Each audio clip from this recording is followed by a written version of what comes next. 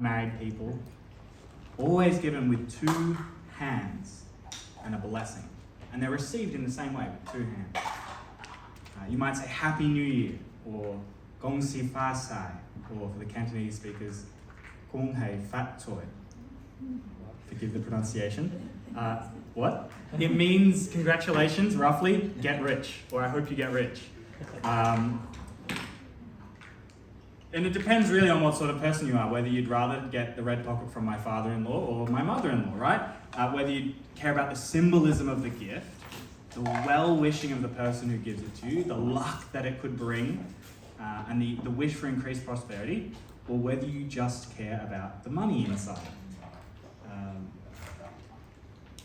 This sort of giving and receiving of red envelopes is a fun tradition, and if you don't celebrate Lunar New Year and you are young and unmarried, you might want to invite yourself along. If not, depends on how big your budget is, right? But whether or not this is something you participate in, this is something I think that we can resonate with. You look back over the year that's been, and you ask yourself the question, what was good? And what was hard? What do I want to see my friends and family have in the new year? It's very understandable to actually look at it and go, yeah, a bit more money, a bit of prosperity would help. If you look back at the things that were hard, you go, if I'm going to face those same things in the new year, whether it was cost of living, financial pressure, whether you feel overworked and worn out, you might just struggle with daily life, managing a house, caring for family members, might face health challenges. When you think about them in the new year, there's a lot that 10 grand could sort out for you, right? Whether you might take that time off work, you might outsource the problems, get a professional, get help. You might just take time to unwind, just relax. One example, right? I've been thinking about how to take care of my health. I don't exercise enough. Should I start bouldering? No, I've been thinking about a gym membership. I'm not interested in bouldering. I can see that I would exercise more if there was a place to go to, group classes to join. All these things would help me be more proactive. But my local gym is kind of expensive, and so I haven't pulled the trigger. And jogging is totally free. Don't follow me on Strava, it's pretty inactive. But you can sort of see, there's so many parts of our life where if you had a little bit more money, these problems that were big problems or difficult to solve problems in the last year could be a little bit simpler or a little bit easier to manage in the coming year. But I hope I don't surprise you when I say it's probably not that simple, is it? It's not a guarantee that if you have more money, you'll have all the good parts of your life last year, but the hard parts have just been smoothed out or solved. Money can solve so many problems, but it also creates a lot of problems, doesn't it? Did you hear those things in the reading from Ecclesiastes? As goods increase, so do those who consume them. I've seen a great evil in life.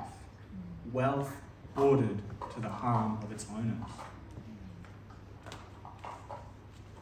That's a kind of frightening prospect to consider, that just being more wealthy wouldn't make us more happy. But I think this is something we kind of commonly recognize, isn't it?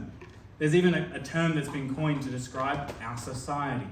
It's affluenza, this problem of affluence or wealth, and influence, the influenza, the flu, you can just sort of smush these words together and you get affluenza.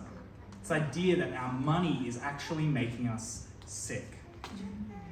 That our prosperity pushes away our purpose, our cash crushes our community, and we end up being consumed by our consumerism.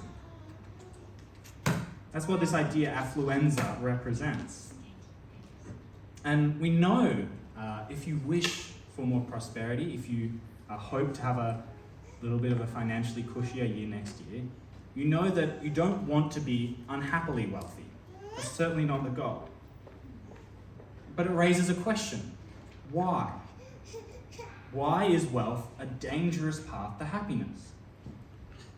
And in the passage we're looking at today, Jesus offers 3 sayings that expose and explain what's wrong with our pursuit of wealth. So today we're going to examine his words and our own desires, and we're going to find a surer path to lasting happiness. So we're going to have a look now at that first saying of Jesus. And the first saying of Jesus is about where you store up your wealth. He says, "Do not store up treasure on earth, but store up for yourselves treasure in heaven." It's interesting here that he doesn't tell us to abandon our pursuit of wealth. He doesn't tell us to be less interested in it. He just tells us to put it in the right place. And he offers a really simple contrast. Treasure on earth, treasure in heaven. Treasure on earth is it's things that money can buy for you, right? It's pleasures and possessions of this life. It's experiences, it's security, it's status. But what on earth is treasure in heaven? When I was a kid, I grew up in a church, and as part of the service, they would pass around this little blue velvet bag thing and collect cash, right? And I don't know why churches always have these weird little velvety bags. I've never seen them anywhere else. And so I used to sort of think that what it meant to store up treasure in heaven is like you put money into the little magic blue bag, and when you die and go to heaven, you get it back. Now, no one's ever explained to me like the conversion rates of currency or what an Australian dollar might get you in heaven, but yeah, I don't think that works, right? In order to understand what treasure in heaven could possibly be, we need a clear picture of what heaven really is like. So you could have like the Simpsons view of heaven, the cartoon view of heaven of like, there's like clouds and weird little naked baby angel things that are playing harps. There's like distant, faint, glowing sunshine, and you're just sort of floating around. And it's not really clear what treasure in heaven could be in that kind of view of heaven, right? But the Bible gives us a picture of heaven that's quite different. When the Bible describes our final future in the new heavens and the new earth, it does so with picture language. It's trying to represent something that's difficult for our wildest imagination to grasp. And the basic idea behind the symbolism that describes this world of heaven is that God will be with his people forever. But if you read the final chapters of the Bible, you will hear picture language that describe 2 very bright, very shiny things in this world of heaven. The first bright and shiny thing is God himself. So this world of heaven is described as a place where there is no sun, no light, and no nighttime.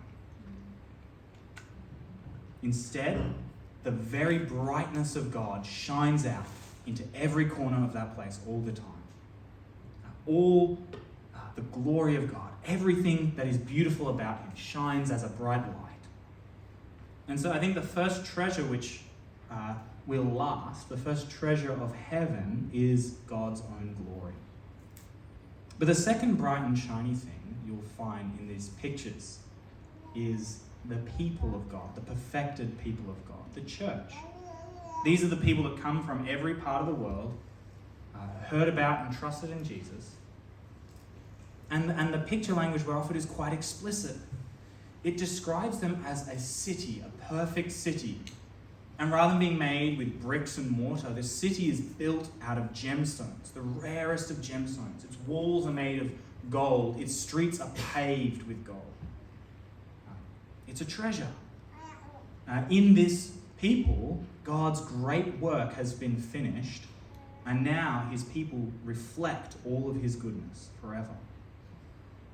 And so the second treasure of heaven, the second treasure which really lasts, is this people. So what is Jesus telling us when he says to store up treasure in heaven? I think Jesus is inviting us to use our money, our time, our energy to glorify God, to live in a way that says, my God is magnificent. He's actually better than anything else I could work hard to secure for myself. But the second way is to join with God in his work of gathering and beautifying this people. That's a life of storing up treasure in heaven. But more than just telling us where to store up our wealth, Jesus tells us quite clearly why. He gives us a reason for why we should do this. I don't know if you heard it, but it repeats on both sides, right? Moths, vermin, thieves. The things that stored up on earth will not last. We know this. I'm not telling you anything new, am I? It's the things stored up in heaven will. But the second reason was in what Jesus said at the end. Your treasure follows, your heart is following your treasure. He says, where your treasure is, there your heart will be also. And if both of those two things are true, then we've actually discovered one key reason why wealth is a dangerous path to lasting happiness. If our heart is set on the prosperity, on the wealth, the treasures of this life, the things which themselves are rusting and rotting, then our happiness is rusting and rotting away too. But he doesn't just point out this problem, does he? Jesus offers us a better way. He urges us to seek treasure that will last. It's a kind of difficult thing to reflect on when you examine, what have I wished for in the coming year? What are my goals? What are my ambitions? What do I hope to see unfold in 2025? Are they things that are going to last? Or are they things that will be forgotten by the time the year is done? Now, there's a bloke called Jim. He lived about 50 years ago, 70, and he, I think, was really captivated by Jesus' logic here. He left behind his stuff and moved to Ecuador to share the gospel of Jesus with the tribespeople living there. He lived in Ecuador for 4 years. He's attempting to make contact with these tribespeople for the second time. He's speared to death on the beach. And from a certain point of view, what he's done looks really, really stupid. I don't imagine these are the things that you'd sign up for and say, you're not going to repost this and say, this is my wish for 2025. This is my wish for the year of the snake. I'd like to lose my stuff, leave behind my family, and get killed. If you did, I'd be a little bit worried. But what treasure did he get from it? What was the return on investment? How did it pay off? Well, his wife Elizabeth and the other missionary widows stayed with those people. They heard the gospel and they believed. And so their destiny is now moved into that bright, perfected city. Their destiny is now shared with Jim. And the reason why I say he was really moved, he really understood what Jesus is saying here, is that Jim is most famous for writing this. That he is no fool who gives what he cannot keep to gain what he cannot lose. So as we review, what am I hoping for in the new year? What am I going to work towards? Are they things that I will keep, or are they things that I will lose? Friends, in the year of the snake, wish for treasure that's going to last. We come to that second saying of Jesus. I don't know if this one stood out to you. I really thought about skipping it because it sounds really weird, right? Is Jesus an optometrist? Because I am not. He's talking about the healthy eye, the unhealthy eye. He says this: the eye is the lamp of the body. If your eyes are healthy, your whole body is full of light. But if your eyes are unhealthy, your whole body will be full of darkness. If then the light in you is darkness, how great is the darkness? And this is just weird, but it's actually sandwiched in between two statements about money. And so I think Jesus is actually still talking about money. The first one has talked about the way our treasure leads our heart, and the second one talks about the way it's going to compete for our loyalties. The third one, rather. And so I think this statement is actually about the way money or prosperity is going to interact with our desires. There's a few layers to it though. So hang in with me. We tend to think of our eyes as these windows that receive the light, right? Light comes from the sun, bounces off something, goes into our eyes. And so we have this saying in English, right? The eye is the window of the soul. You can kind of look into a person. But in the ancient world, they had this kind of weird view, right? Where these lights had these little fires inside them. And that in the same way that if you shine a torch in a dark room and it makes things visible, your eyes are like shining some kind of torchlight and making the things visible as you look at them. And so to the people that Jesus is speaking to, when they hear this, they don't think about the healthy eye as letting in enough light. What they hear is that when the eye is healthy or good, it's shining out the light from inside of you. So your eye is reflecting what's inside. It's broadcasting your inner condition. And so the unhealthy eyes reflects that you are full of darkness. Your inner condition could be corrupt. But the second layer to the eye imagery is that a good eye is associated with generosity. There's a proverb in the Bible that says, the good eye will be blessed, for he has shared his bread with the poor. And actually, if you read that in like a contemporary English translation, they end up just sort of translating it as the generous person, because the idiom doesn't work in English. And the bad eye is associated with the opposite. It's with selfishness or greed. And so if we actually translate the eye imagery and put Jesus from optometrist to plain English, what he's saying is that your relationship with money reflects your inner condition. If you're generous, Jesus can tell you have a pure heart. But if you're greedy, there's something corrupt. And if your heart, which is supposed to be pure, is dark and corrupt, then you are in deep darkness. So this moment is actually Jesus lifting the lid, right? He's trying to show us and say, hey, have a look, what's going on inside? And if we're really honest with ourselves, we'll have to admit, greed is more native than generosity, is it not? I have a toddler. If you do not have a toddler, I invite you just to watch our little social experiment bubble down the front here.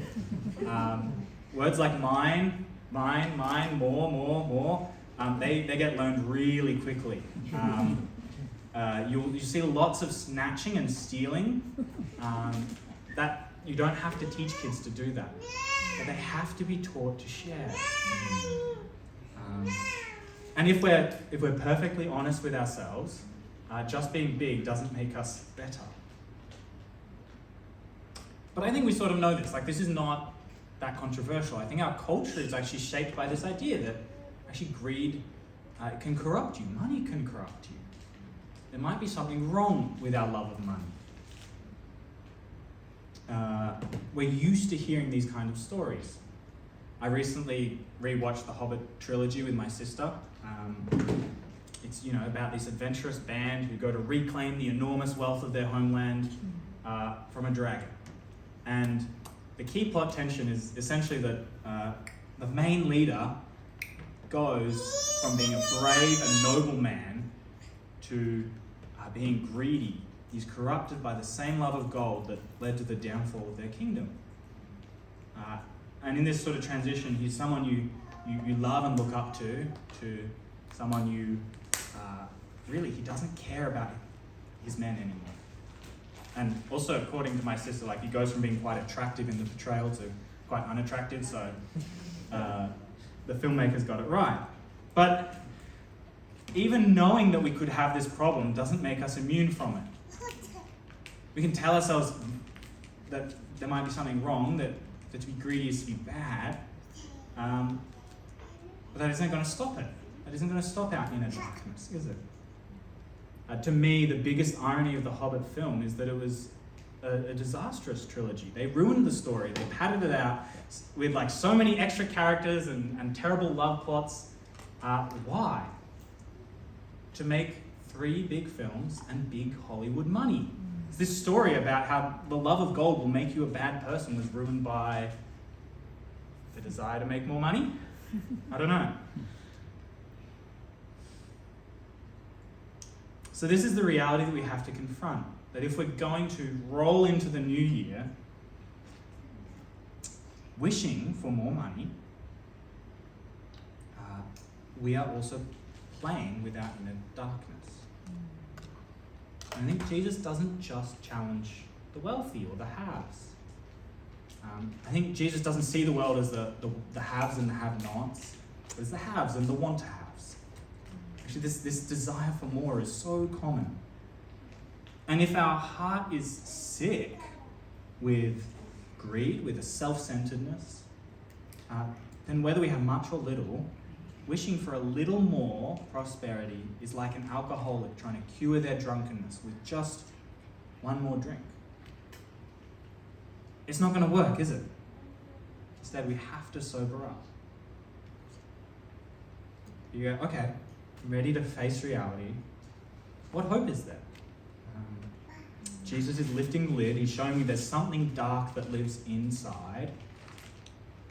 What do I do with that?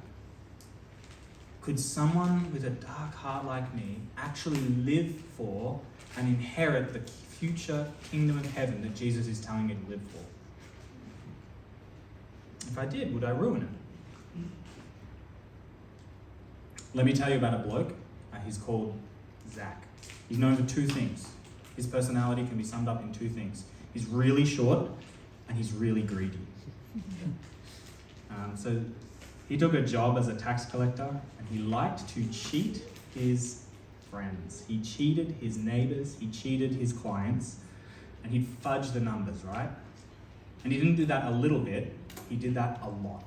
So he grows to be really stinking rich and no one wants anything to do with him. And when Jesus passed through the area where he was, he wanted to get a look because he's a bit of a short king. He couldn't see over the crowd. And so he had to climb a tree. And so he's watching Jesus from afar with this great big crowd all the way over there. But it's what happens next that's surprising. Instead of Jesus just passing by, he goes and he walks right to the foot of the tree. And he looks up and says, I want to eat a meal with you. And when the crowd heard this, they grumbled. What is a good guy like Jesus doing with a villain like him?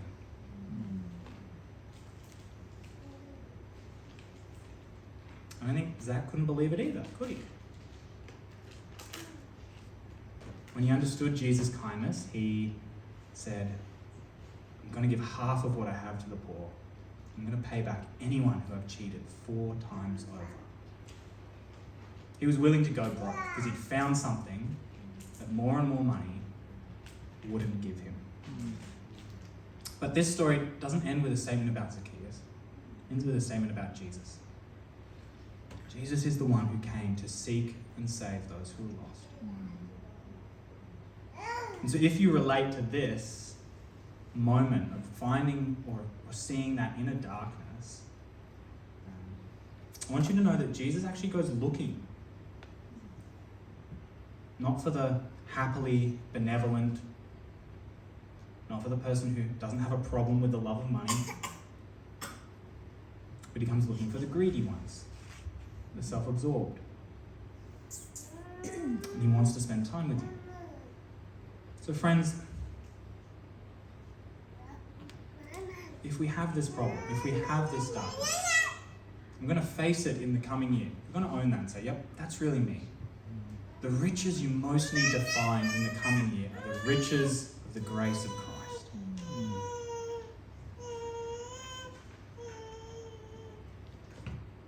But then we come to our third saying, and Jesus offers us all a choice.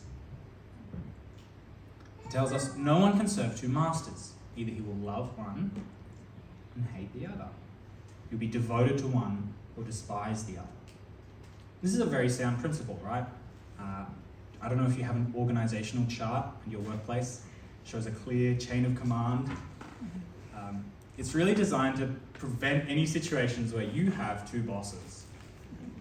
When you have 2 different people telling you what to do, giving you different jobs, how how are you supposed to juggle that? How are you going to make them both happy?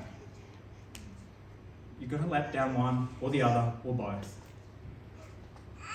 So Jesus establishes this principle. You can only have one master. But then he challenges us in a particular way. You can't serve God and money. Why is that? The priorities of God and the priorities of money are different. They clash. If our lives are oriented around serving money, our priorities will be ordered around climbing the staircase. I'm down here, I've got to get all the way up here. I'll study hard, get a good paying job, save hard, get some investments, generate some passive income, buy a house, pay down the mortgage, get a rental property, and then give the kids a good private school education so they can do the same. You've got to get from here to there. Your life is going to be shaped this sort of a staircase. Your priorities about making every stage of your life and every generation of your family more and more prosperous than the one before. But if you serve God, your priorities are shaped quite differently. Your mindset, it looks more like a T intersection. This life is going to end. It's going to come to a collision point. There will be a day of judgment. And then there's two destinies. People go down into the outer darkness or up into God's endless happiness. And so wherever we are in life, when we hit this collision point, when we die or face God's judgment, it doesn't matter whether you were here or here, it matters what kind of person you were. It matters whether you prioritize your character, your actions. It matters how you thought of God most. And so if your mindset is that life is fundamentally shaped like a T intersection, then above everything else, your focus will be not on climbing the staircase, but on Christ, who holds you secure and brings you safely through the day of judgment and into God's endless happiness. Now let me be clear, there is a contrast, but those who serve God can and do have to make regular decisions about money. Those who serve God can and do have wealth passing through their hands.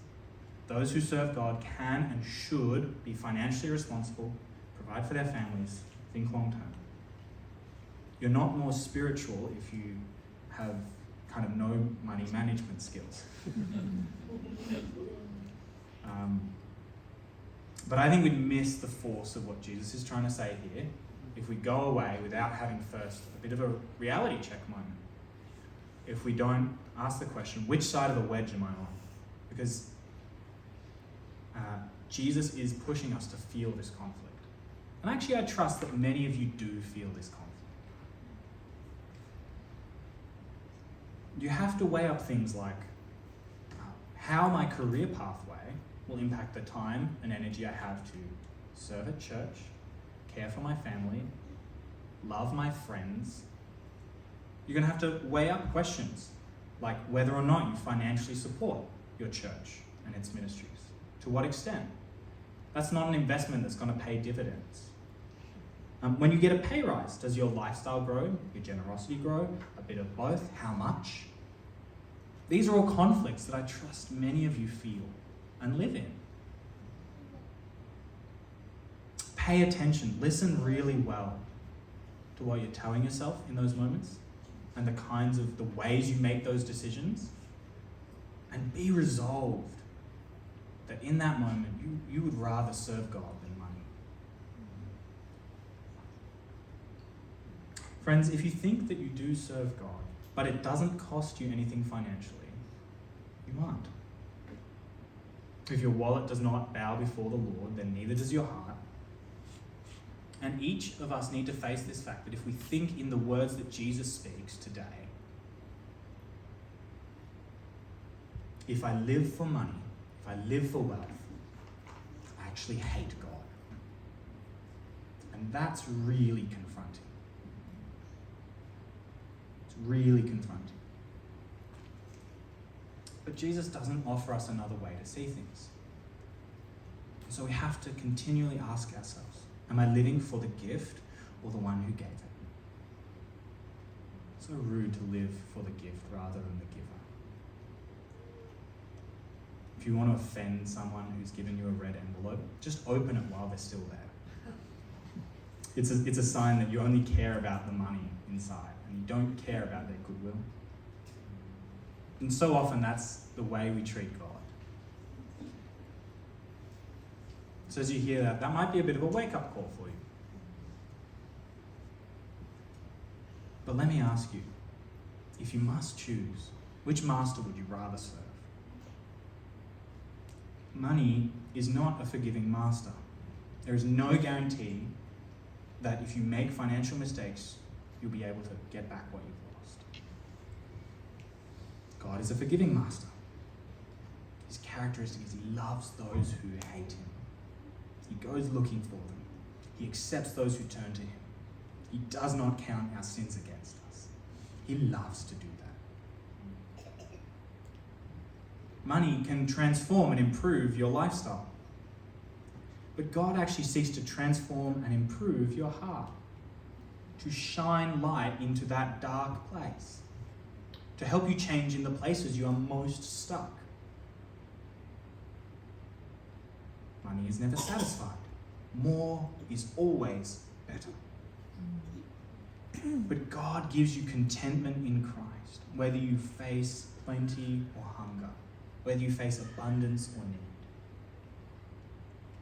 Money offers you as much security as you are willing to work your butt off to get. And even if you do, all that you lay up can be suddenly lost. So you can never be reassured. If money is your master, it will never tell you you have done enough. You can take it easy, you can rest. God, he cares. He promises to provide for all your needs. He gives you rest. He commands you to rest. And he invites you to rely on him. And doing so, you can have peace.